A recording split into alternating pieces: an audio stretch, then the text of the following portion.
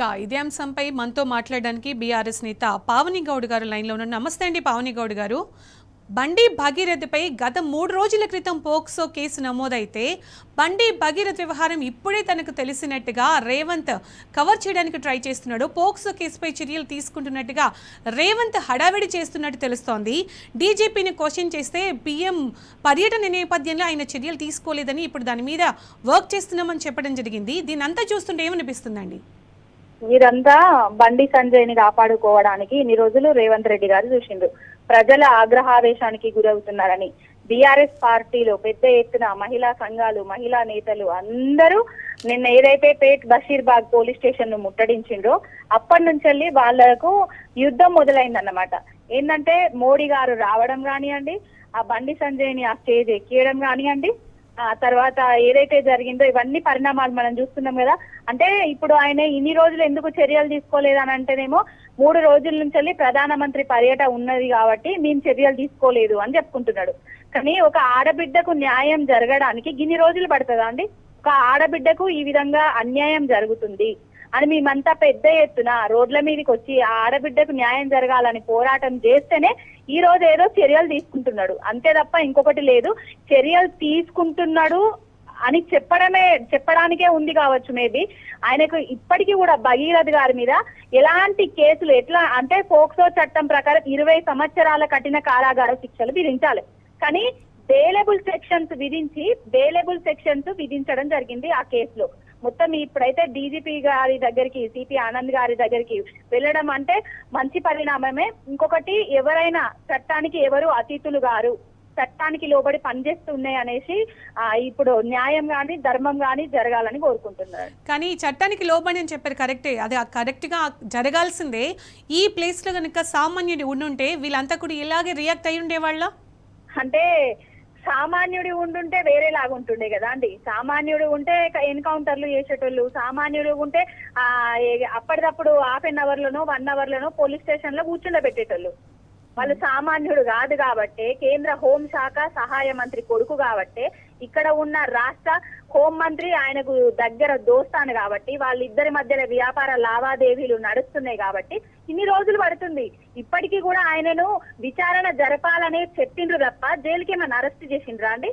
ఒక మైనర్ బాలిక, ఒక చిన్న పిల్ల, 17 ఏళ్ల పిల్లకు మాయమాటలు చెప్పి నమ్మించి గొంతు కోసి ఆమెను ఆత్మహత్య చేసుకోవడానికి పురిగొలిపి ఎన్నో రకాలుగా, నానా విధ రకాలుగా ఆమె మీద, అంటే ఫ్రెండ్స్ తో కానివ్వండి, పోలీసులతో కానివ్వండి, పెద్ద పెద్ద వాళ్ళతో కానివ్వండి బెదిరింపులు చేసినా కూడా ఆడబిడ్డ గాని, ఆడబిడ్డ కుటుంబం గాని వనకకుండా జనకకుండా ఆమెకు న్యాయం జరగాలని కూర్చున్నది చూడండి.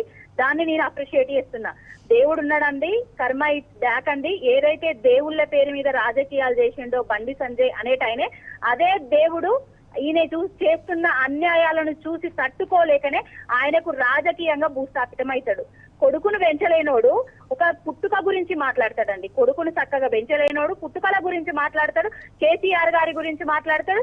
నోరు తెరిస్తే అబద్ధాలు, ఒట్లు, తిట్లు, ఆ గుళ్ళకు పోదామా, ఈ గుళ్ళకు పోదామా అని చెప్పిండు. మరి ఇప్పుడు ఏ గుళ్ళకి వస్తాడండి? మహాలక్ష్మి టెంపుల్ కి వస్తాడా? భాగ్యలక్ష్మమ్మ టెంపుల్ కి వస్తాడా? యాదాద్రి లచ్చన్న దగ్గరికి వస్తాడా? దేనికి వస్తాడండి? బుద్ధి లేదు. ఇప్పటికైనా బండి సంజయ్ అనే వ్యక్తిని బీజేపీ పార్టీ బర్తరఫ్ చేయాలి. ఆయన ఎంపీకి రాజీనామా చేయాలి. సీతకి ఎక్కడ పోయిందండి? అక్కడిక్కడ మొరిగేటోళ్ళు మొన్నటిదాకా బీఆర్ఎస్ పార్టీ అధికారంలో ఉన్నప్పుడు చీమ చిటుకుమంటే కేసీఆర్ గారి మీద, బీఆర్ఎస్ పార్టీ మీద మొరిగే వాళ్ళందరూ ఎందుకు కనబడతలేరండి? ఇదైతే ఏదైతే విచారణకు అనుమతించిండ్రో ఇది బీఆర్ఎస్ పార్టీ విజయం అండి. మేము ఆ అమ్మాయికి అండగా నిలిచినాం, పోరాటం చేసినాం కాబట్టి ఆయన విచారణకు ఆదేశించిండు తప్ప ఇప్పటికీ కూడా ఆ విచారణ మరి చట్టబద్ధంగా జరగదా అనేది వేచి చూస్తాము. ఆ అమ్మాయికి న్యాయం జరిగే వరకు కూడా పోరాటం చేస్తాం. ఇంకో విషయం ఏంటంటే, ఇక్కడ ఒక మైనర్ బాలికకి ఇంత అన్యాయం జరిగి పోక్సో కేసు నమోదైతే కూడా బండి భగీరథి పైన ఏ మీడియా ఛానల్ కూడా దీన్ని హైలైట్ చేయలేదు. ఏ పేపర్లో కూడా ఫ్రంట్ పేపర్లో రాలేదు, మేజర్ ఇష్యూగా చూపించలేదు. కానీ టీ న్యూస్ మాత్రం అసలు పట్టు విడవకుండా దీని గురించి ప్రసారం చేస్తూనే ఉంది. మీరంతా కూడా రెస్పాండ్ అవుతూనే ఉన్నారు. అవునండి, అవునండి. ముందుగా మేమైతే టీవీ న్యూస్ వారికి ప్రత్యేకమైన ధన్యవాదాలు చెప్తున్నామండి. ఎందుకంటే ఈ ఈ బండి భగీరథ కేసు ఎప్పుడైతే వచ్చిందో అప్పటి నుండి వాళ్ళు టెలికాస్ట్ చేయడం కానివ్వండి, ప్రతి ఒక్క సంఘాలు బయటికి రావడం కానివ్వండి, అన్ని జరిగినాయి. ఇప్పటి వరకు మీ న్యూస్ ఛానల్ వారికి ధన్యవాదాలు. ఏబిఎన్ ఎక్కడ పోయిందండి? అది మన తర్వాత TV9 ఎక్కడ పోయిందండి? TV5 ఎక్కడ పోయిందండి? ఎన్టీవీ ఎక్కడ పోయిందండి? వీళ్ళందరూ ఏం చేస్తున్నారు అసలు? ఒక ఆడపిల్లకు అన్యాయం జరుగుతుంటే ఆ కేంద్ర మంత్రి కొడుకు అనేసి వెనకాల వేసుకొని వస్తున్నారా? ఎవరి బిడ్డ అయినా బిడ్డే కదా అండి.